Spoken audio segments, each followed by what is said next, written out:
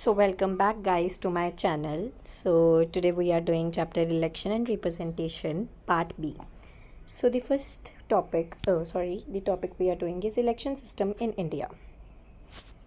You may have noted above a reference to different methods or systems of election. You may have wondered what these were all. आपने बहुत सारे election methods देखे होंगे अपने आसपास भी, कैसे लोग कैंपेन करते हैं, जो कैंडिडेट्स होते हैं। जब आप मतलब अगर छोटे शहरों की बात करो आप, जैसे बहुत छोटे छोटे शहरों की, मेट्रोपॉलिटन सिटीज़ के अलावा, तो वहाँ पे क्या होता है, वहाँ पे मोहल्ले होते हैं। जैसे गली गली में ना जो कैंडिडेट्स होते हैं वार्ड के अकॉर्डिंग, अपने वार्ड के अकॉर्डिंग जा कर के वोट मांगते हैं वहाँ पे। तो दैट टाइप ऑफ कैंपेनिंग आपने देखी होगी। इलेक्शंस देखी होंगी जो आपके वोटर बूथ पे होती होगी, जो आपके सबसे नियरेस्ट होता होगा कि कैसे होती हैं वो, है ना। और different different types of elections भी देखी होंगी। यूएसए की कुछ और तरह से वो इलेक्शंस हेल्ड करते हैं, और जो हमारे चाइना है वो कहीं और से, नॉर्थ कोरिया की तो आप बात ही ना करें, है ना।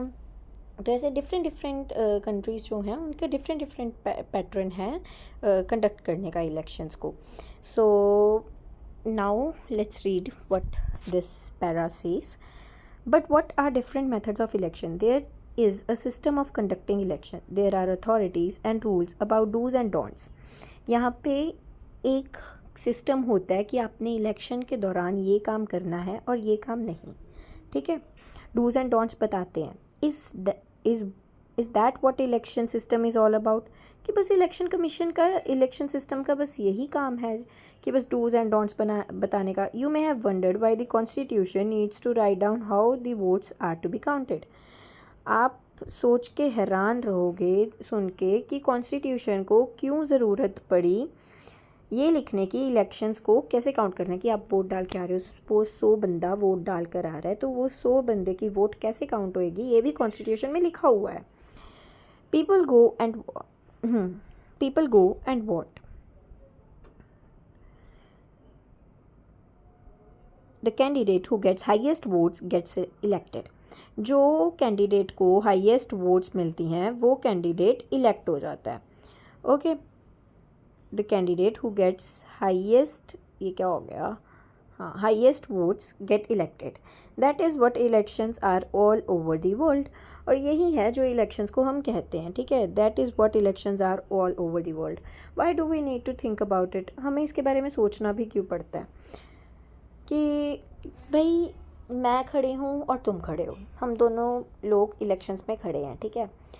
अब सपोज मान लो तुम्हारी वोट्स 100 में से 55 हैं और मेरी वोट्स 100 में से 45 हैं। तो जो कैंडिडेट की 55 है, मतलब तुम्हारी 55 है, तो आप जीत जाओगे, है ना। It is as simple as that. The candidate who gets the highest votes get elected. That is what elections are all over the world. Why do we need to think about it? We need to, because this question is not as simple as it appears to us. We have got so used to our system of elections that we think that there cannot be another way.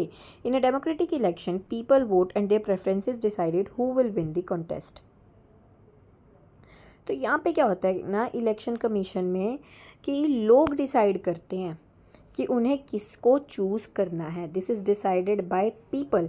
और अगर हम आज देखें तो हमें लगता है कि इलेक्शन कैसे काउंट होएंगी, वोट्स कैसे काउंट होएंगी, ये कॉन्स्टिट्यूशन में कौन लिखता है, क्योंकि हमारे लिए इतना ऑब्वियस हो चुका है। पर अगर कोई कॉन्स्टिट्यूशन में ये मेथड लिखता ही ना तो यहाँ पर भी करप्शन होती। ऑल्दो ये अभी भी हो रही है। जो छोटे छोटे शहरों के लोग होंगे उन्हें पता होगा कि कैसे अल्कोहल वगैरह की मार्केटिंग करते हैं, वो बेचते हैं, फ्री में देते हैं, सॉरी नॉट बेचते हैं। तो उनसे उनकी वोट्स इंक्रीज़ हो जाती हैं। कभी कभी क्या होता है वोटिंग बूथ्स में जो ओपोजिट कैंडिडेट्स होते हैं, ओपोजिट पार्टी वाले, वो अपने मसल पावर यूज़ करते हैं, गुंडे वगैरह बुला लेते हैं। तो ये सब छोटे छोटे शहरों में होता रहता है। So now let's go to the next part number 3.